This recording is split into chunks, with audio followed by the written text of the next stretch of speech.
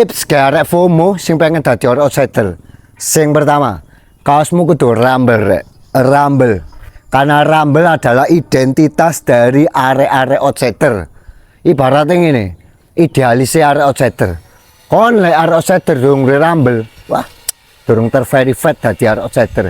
Minimal rumble iku gak oleh apik, kudu lungset ben ngetarani kon ikut tahu SIDD nanti.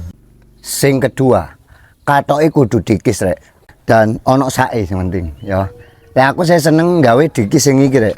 Sing sae loro. Dadi sing sebelah kanan iki guys spanduk komunitas, sing sebelah kiri digawe kemul. Minimal kon lek gak iso tuku nang Dominion, tuku nang Facebook utawa tuku nang barang-barang koyo second room. Nah, bekas-bekas. Terus kaos kaki kaos kaki minimal yo lek gak rumble elektro hell. Terus dawane ku sakmene, sak dengkul.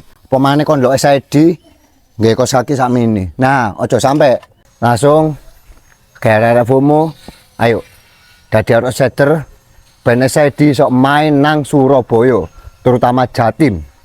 Saulan peng 15 lah minimal. Oke? Mantap.